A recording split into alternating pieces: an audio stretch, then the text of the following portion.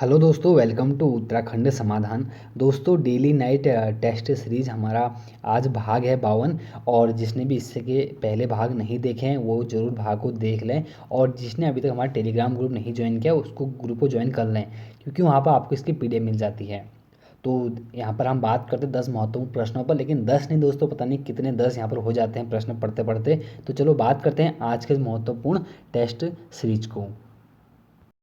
पहला प्रश्न है कि राज्य में ताऊजी जलाशय कहाँ स्थित है। तो देखिए दोस्तों, राज्य में ताऊजी जलाशय है। हालांकि इसका अन्य नाम कुछ और है, लेकिन इसको ताऊजी के नाम से भी जानते हैं। तो इसका जो नाम है दोस्तों, यह जो स्थित है यह दोस्तों हमारे है देहरादून में। इसका सी आंसर हमारा सही है। अब देखिए बात करेंगे भी कौन सा जलाशय है ऐसा। देखिए, राज्य में ताऊजी जलाशय हमारा देहरादून में है, जो कि दोस्तों ताऊजी जलाशय का जो हमारा अन्य नाम है वह है हमारा स्वर्गीय गजेंद्र दत्त नैथानी। और जिसका अब अन्य नाम दोस्तों, वर्तमान नाम इसका रखा गया है स्वर्गीय गजेंद्र दत्त नैथानी के नाम पर, लेकिन हम इसको सूर्यधारा बैराज के नाम से भी जानते हैं। अभी हाल ही में सूर्यधारा परियोजना का निर्माण हो उसका उद्घाटन हुआ है, और जो कि दोस्तों इसका जो लोकार्पण हमारा किया गया था वो 29 नवंबर 2020 में हमारे पूर्व मुख्यमंत्री त्रिवेंद्र सिंह रावत जी द्वारा किया गया था। और जो कि दोस्तों हमारी जो सूर्यधारा जो बैराज है यह हमारे जाखन नदी पर है। पर्यटन को बढ़ावा देने के लिए साथ साथ स्थानीय कृषि के उपयोग के लिए इसको बनाया गया है। और जो कि ध्यान देना, जो कि हमारे जाखन नदी पर है, इसका जो लोकार्पण किया गया है 29 नवंबर 2020 को किया गया है। और दोस्तों आप लोग वाकिफ़ हैं कि हमारे उत्तराखंड में एक बासमती चावल प्रसिद्ध है। तो हमारा जो बासमती जो चावल प्रसिद्ध है दोस्तों, यही हमारा सूर्य धारा या सूर्य धार का ही है। तो आप लोग थोड़ा सा नोट करते हुए चलना। देखिए बहुत अच्छा प्रश्न है कि ताऊजी जलाशय करके ना। और अब दूसरा प्रश्न है कि किस बंदरगाह को डायमंड हार्बर भी कहा जाता है। भारत में किस बंदरगाह को डायमंड हार्बर भी कहा जाता है। तो इसका जो सही आंसर है दोस्तों हमारा वो है ए, कोलकाता को। देखिए जब बात करते हैं कि हम बंदरगाह के उपनाम की ना, तो लगभग जितने भी उपनाम हैं सभी को जानेंगे। सबसे पहले डायमंड हार्बर बंदरगाह, जिसको हम कोलकाता के नाम से जानते भी हैं इसको, और इसी का हमारा अन्य नाम है हमारा डायमंड हार्बर।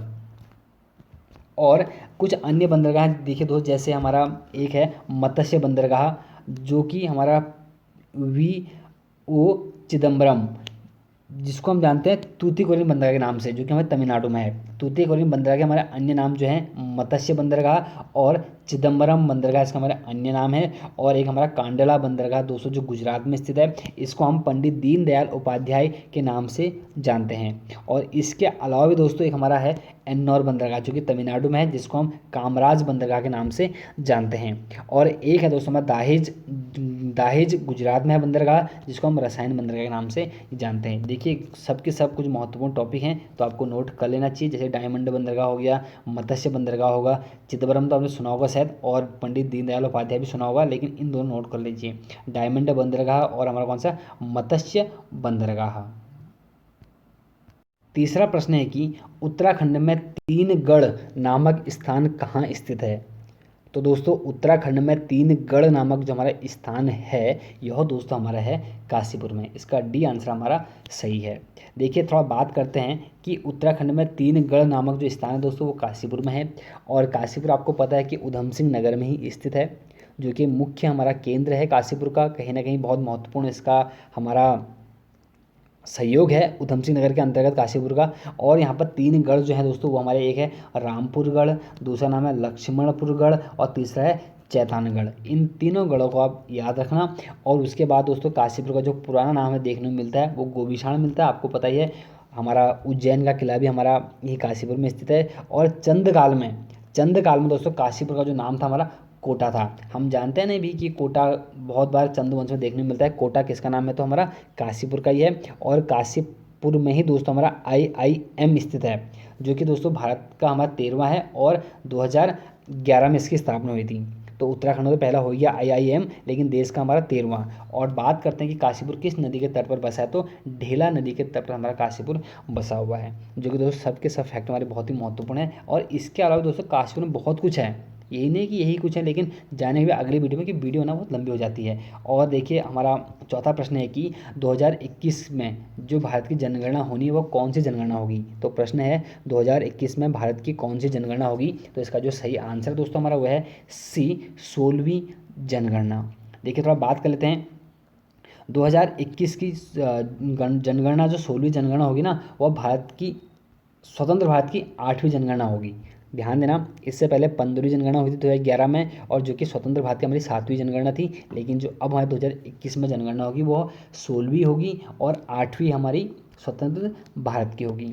और 2021 जनगणना का जो आदर्श वाक्य है दोस्तों हमारा जन भागीदारी से जन कल्याण है, जो कि बहुत ही महत्वपूर्ण है। और 2011 की जनगणना का जो आदर्श वाक्य है दोस्तों वह हमारी जनगणना हमारा भविष्य जो था। मतलब कहने का मतलब है कि 2011 की जनगणना का जो आदर्श वाक्य था वह था हमारी जनगणना हमारा भविष्य। और बात करते हैं कि वर्तमान में भारत के महापंजीकीय और जनगणना आयुक्त कौन है। तो इनका नाम है दोस्तों डॉक्टर विवेक जोशी, जो कि बहुत ही महत्वपूर्ण, क्योंकि 2011 में जनगणना होनी है और जो कि पहली बार हमारी डिजिटल जनगणना होनी है, इसलिए बहुत महत्वपूर्ण है। तो ध्यान देना सबके सब फैक्ट। देखिए 16वीं जनगणना होगी, स्वतंत्र भारत की 8वीं होगी, और 2011 में जो 2021 में जो जनगणना का आदर्श वाक्य है वह जन भागीदारी से जन कल्याण। और 2011 में जनगणना का आदर्श वाक्य था हमारा हमारी जनगणना हमारा भविष्य। पांचवा प्रश्न है कि सुलेमान सिको की स्मृति में टिहरी गढ़वाल में कौन सा मेला लगता है। देखिए दोस्तों बात चलिए सुलेमान सिको की स्मृति में। अब कौन था सुलेमान सिको? दारा सिको का पुत्र था। आपको पता है दोस्तों औरंगजेब के शासनकाल में भाग के गढ़वाल में शरण लेता है, और शरण भी लेता है तो किसके शासनकाल में? हमारे पृथ्वीपति शाह के शासनकाल में। तो दोस्तों जब बात करते हैं कि हमारा सुलेमान सिको, तो इसकी याद में जो टिहरी में मेला लगता है दोस्तों वह हमारा बादशाही मेला। इसका बी आंसर हमारा सही है। तो यहीं पर हम कुछ मेले जान लेंगे प्रमुख टिहरी गढ़वाल के, जैसे कि सुलेमान सिको की स्मृति में मेला लगता है बादशाही मेला, और टिहरी में एक घड़ियाल मेला लगता है दोस्तों, जो कि 12 वर्ष में एक बार लगता है। कहीं ना कहीं अपने आप में बहुत महत्वपूर्ण एक प्रश्न है कि घड़ियाल मेला कितने साल में लगता है? तो 12 साल में। तिलंग मेला, दुबड़ी मेला, वासुदेव का मेला, मौड़ मेला, रणभूत कौथी मेला, ये सब के सब हमारे मेले कहाँ के हैं? तो ये सब के सब हमारे टिहरी के कुछ प्रसिद्ध मेले हैं। छठा प्रश्न है कि पूर्वी हिंदी का विकास किस अपभ्रंश से हुआ है।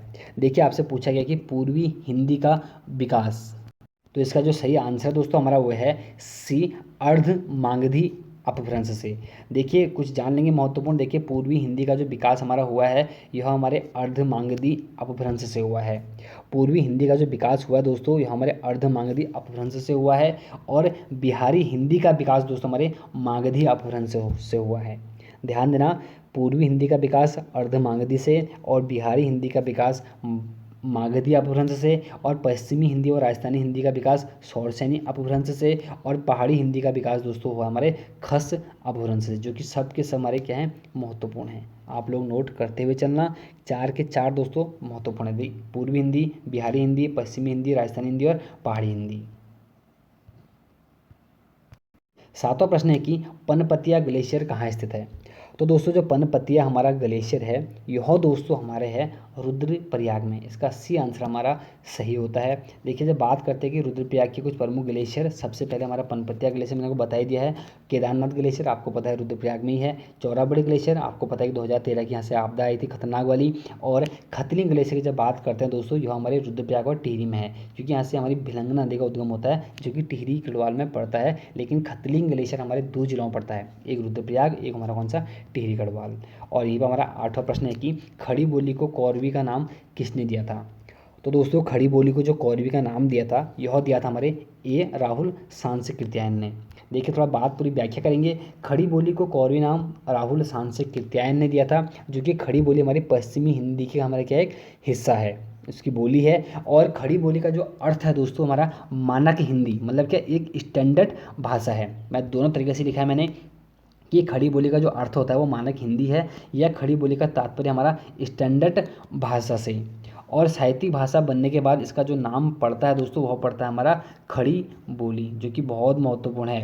साहित्यिक भाषा बनने के बाद उसका नाम पड़ता है दोस्तों वो खड़ी बोली पड़ता है। और खड़ी बोली के प्रथम कवि हमारे कोई होते हैं तो वो हमारे अमीर खुसरो होते हैं, जिसको हम भारत का तोतिया के नाम से भी जानते हैं। और खड़ी बोली का जो प्रथम महाकाव्य है दोस्तों वो हमारा प्रिय प्रवास है। ध्यान देना कि खड़ी बोली का प्रथम महाकाव्य हमारा होता तो प्रिय प्रवास होता है, जिसके रचयिता दोस्तों अयोध्या सिंह उपाध्याय, जिनको हम हरि ओघ के नाम से भी जानते हैं, हरि ओध के नाम से इनको जानते हैं हम। और खड़ी बोली की सबसे जो अधिक प्रसिद्ध जो रचना है दोस्तों वह हमारा है कामायनी महाकाव्य, क्योंकि कामायनी को दोस्तों हम महाकाव्य की संज्ञा के नाम से हम इसको जानते हैं। अब दोस्तों आसान सा प्रश्न है कि कामायनी की रचना किसने की थी, आप लोग कमेंट करेंगे। देखिए मैं इतनी मेहनत आपके लिए कर रहा हूँ तो थोड़ा बहुत मेहनत आप भी करिए, क्योंकि आप लोग कमेंट करते हैं जब वीडियो नहीं आती कि कमेंट आप वीडियो लाइए करके ना, तो आपका इतना फर्ज आप बनता है कि आप लोग कमेंट ये करेंगे कि हमारी कामायनी किसकी रचना है और कामायनी के मुख्य पात्र कौन कौन से थे, आप इतना कमेंट कर लीजिए। और खड़ी बोली को दोस्तों गंवारू कहा था, वो कहा था अब्दुल हक ने। और खड़ी बोली को परदेशी कहा है, कहा है दोस्तों भारतेंदु हरिचंद ने। और दोस्तों खड़ी बोली को टंकशाली कहा है, वो कहा है हमारे गिल क्राइस्ट ने। और खड़ी बोली की हमें 3 शैलियाँ दोस्तों, ध्यान रखना, खड़ी बोली की पूछना कितनी शैलियाँ हैं, तो खड़ी बोली की हमारी 3 शैलियाँ हैं। देखिए इतना सब कुछ आपको खड़ी बोली से मिल गया, और क्या चाहिए बताओ, बस आप लोग सपोर्ट करें ना मेरे को। 9वां प्रश्न है कि सरस्वती कुंड कहाँ स्थित है। तो दोस्तों जो सरस्वती कुंड है हमारा, यह दोस्तों हमारा पड़ता है तुंगनाथ में। इसका ए आंसर हमारा सही है। आपको पता है कि उत्तराखंड के देव मंदिरों में सबसे ऊंचा कोई मंदिर हमारा है तो हमारा है तुंगनाथ। देखिए अब बात थोड़ा कर लेते हैं। देखिए सरस्वती कुंड हमारा तुंगनाथ रुद्रप्रयाग में है, और कुछ कुंड और भी महत्वपूर्ण जो कि पूछे जा सकते हैं, जैसे कौन सा वैतरणी कुंड हमारा गोपेश्वर के पास में स्थित है, और ब्रह्मा कुंड, वशिष्ठ कुंड, नरसिंह कुंड जो कि दोस्तों हमारे देवप्रयाग में है। देवप्रयाग हमारा टिहरी गढ़वाल का हिस्सा है, तो ध्यान देना। हालांकि देवप्रयाग हमारा बॉर्डर में आता है पौड़ी के, और सॉरी सही बोला मैंने कि देवप्रयाग बॉर्डर में आता है टिहरी और हमारे पौड़ी के, तो वहाँ पर हमारा ब्रह्मकुंड, वशिष्ठ कुंड, नरसिंह कुंड हमारे स्थित हैं। और इसके अलावा दोस्तों हमारे रैतस कुंड, हंस कुंड, ईशान कुंड, उदक कुंड, अमृत कुंड, हवन कुंड, ये सभी कुंड हमारे कहाँ हैं तो केदारनाथ में, केदारनाथ के आसपास ही हमारे स्थित हैं। और इसके अलावा दोस्तों हमारे थामरी कुंड, ठीक है, थामरी कुंड, हुक्सर कुंड, कटोच कुंड, हरचंद कुंड, बालचंद कुंड, ये हमारे कहाँ है तो पिथौरागढ़ में है। ये सब के सब कुंड दोस्तों बहुत ही महत्वपूर्ण, क्योंकि ये एग्जाम में आए हैं, ठीक है। हरचंद बालचंद पूछा गया है, और बाकी सरस्वती कुंड तो एग्जाम में पूछा ही गया है। और आज का 10वां और अंतिम प्रश्न है कि मानसा के किस सेनापति ने कुमाऊं की राजधानी चंपावत को हस्तगत कर लिया था। तो दोस्तों बहुत अच्छा प्रश्न है कि मानसा के किस सेनापति ने कुमाऊं की राजधानी चंपावत को हस्तगत कर लिया था, तो वह था दोस्तों हमारा डी नंदी। देखिए थोड़ा बात करेंगे जब कि मानसा, व्याख्या जब करेंगे ना, कि मानसा 44वां राजा था दोस्तों, और कार्यकाल था इसका 1591 से लेकर 1611 तक। मानसा 44वां राजा था और कार्यकाल था 1591 से लेकर 1611 तक। और मानसा के सेनापति ने कुमाऊं की राजधानी चंपावत को हस्तगत किया था, वो था कौन था, नंदी, मैंने आपको पहले बता दिया। और इसके कुछ महत्वपूर्ण हमारे सेनापति होते हैं, जिसमें हमारा होता है कालो सिंह भंडारी, माधव सिंह भंडारी के पिता कालू सिंह भंडारी हमारे सेनापति था मानसा का। और जीतू बगड़वाल, जिसके हमारे पवाड़े बहुत ज़्यादा प्रसिद्ध हैं, ये दोनों हमारे प्रमुख सेनापति थे तो हमारे मानसा के शासनकाल में। मानसा के ही समय दोस्तों एक हमारा कुमाऊं का एक प्रसिद्ध लखुली बिरौली लक्ष्मी चंद होता है, जो कि 7 बार गढ़वाल पर आक्रमण करता है, 7 बार। और 8वीं बार में, 7 के साल बाद हमारा लक्ष्मीचंद हार जाता है, लेकिन 8वीं बार में इसको आंशिक विजय मिलती है। और दोस्तों यहाँ तक कि मानोदय काव्य में जो कि भरत कवि ना, आपको पता है कि भरत कवि को ज्योतिष राय की उपाधि देता है जहांगीर। तो बात यह है कि मानोदय काव्य में भरत कवि ने मानसा की तुलना बलि व दानवीर कर्ण से की है।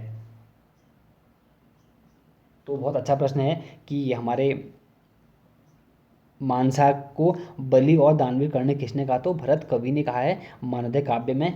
और मानसा ने ही हमारे श्रीनगर में मानपुर नगर की स्थापना की थी।